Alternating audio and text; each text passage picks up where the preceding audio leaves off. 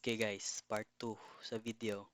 So before ta mag-start og design sa Canva, naadi ko nalimtan sa diri nga part kani. Kay kani unsaon ni siya nga motupad ning kani nga image sa headline. So ang buhaton is mangita ka og headline nga tupad ang image. So balik ka dire, header, pwede gyapon ni gamiton ng header 1, copy na.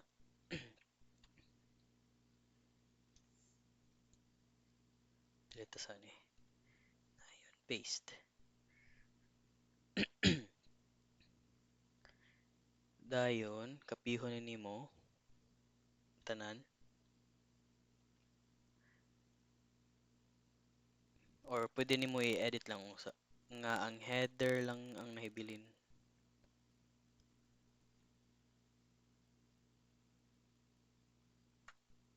Header ug ang image. Pwede gani nimo i-adjust daan. 100, 150. Ana. Then imo ra nang i-copy, Control C, select ni siya nga section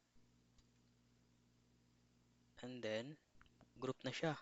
So one word raman ni ang kani forever raman dayon infinity. So example lang na nato nga na.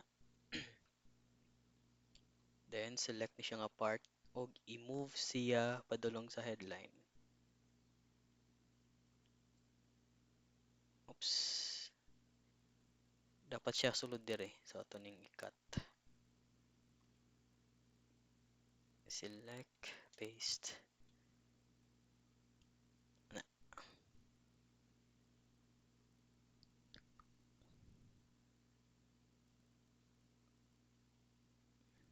Muna tong 75 ang height.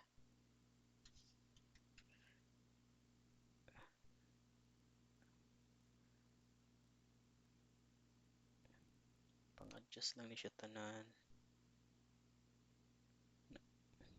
So na kay placeholder para sa image. Kaning sa infinity. So ana ra na siya. So ang importance daay nga kinahanglan ni siya buhaton daan ang wireframe kay para makibaw ka sa dimension sa entire section. Kay magbuhat man ka sa background design. Na dire so ma-check nimo ang width 1140, ang height kay 868. So mao ra na akong gibuhat diri sa ako ang portfolio. Create ko aning kani sa design niya. So ining ato sa Canva, so sundon ra na ako ang width ug ang height para insakto gid siya. So para makuha ni nako ang sakto nga height, ako sang ibutang daan ang copy. I-edit na ako ang mga words, yang height, ang kani during wireframing. Kung ang style sa imong edit kay kuan na ay image background. So proceed ta. Dere. So ang dimension ani kay 1440, 1440. Create ta. Create new. Custom 1440 by 1065.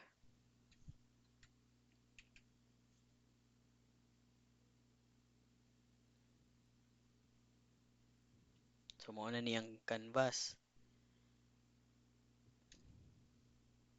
So dili na to sundon kay wala pa man na naka format ang fonts. So kani atong sundon.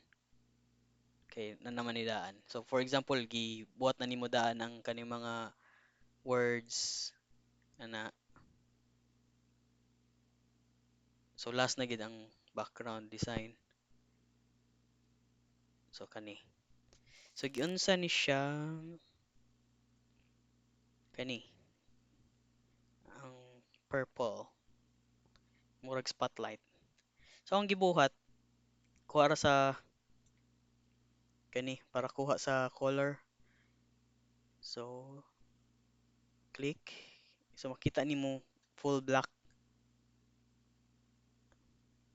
Mao tong ibutang color. Full black. Na. Dayon ang sunod kaning spotlight. So click gyapon diri. Kuha nimo ning color. Dayon mag-search na rin ka sa element. Dere. Search nimo spotlight.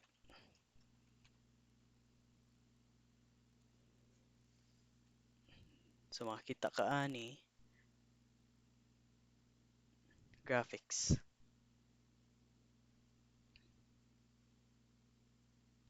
Pangitaa lang ni siya. So na. And kaning yellow. So diffuse o kaning mas concentrated. So ang gibuhat, change na dire. Katong imong gi-copy ganiha. Dire sa kani color picker. Ana. Change color.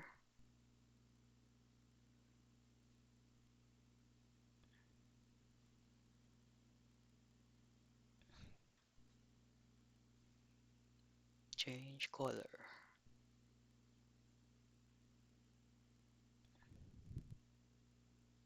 And then, kaning isa, mubra na nimo diri sa kilid. Para sa kaning nga effect.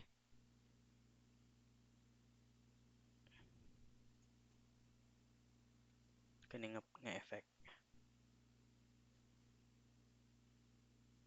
Then kani, kinahanglan ka og another one dire para sa diffuse nga side. Adjust ninyo pinakababaw siya dapat ang kaning isa. Then ana.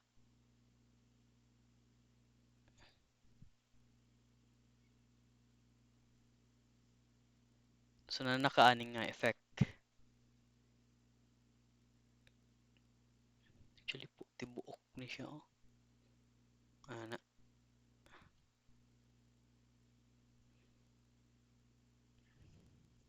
Dayon, kung ma-notice ninyo, more siya na mas blue nga like blue violet. Kani red violet man ni siya. Or yeah, those are red violet. So, inyong buhaton, duplicate lang na nimo. Nya mangita ka og duol sa red violet.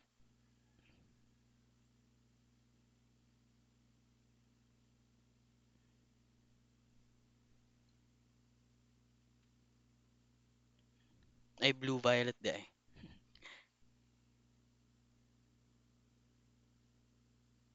Ana. Para ani nga effect. And then imong buhaton i-adjust nimo ang layering. Actually, dapat kuan gani siya oh. Red violet kani siya. Just lang nato.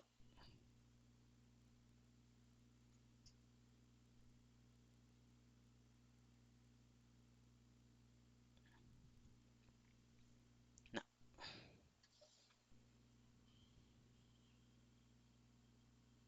So para na kay red violet, then blue violet, then ang background nga murag light.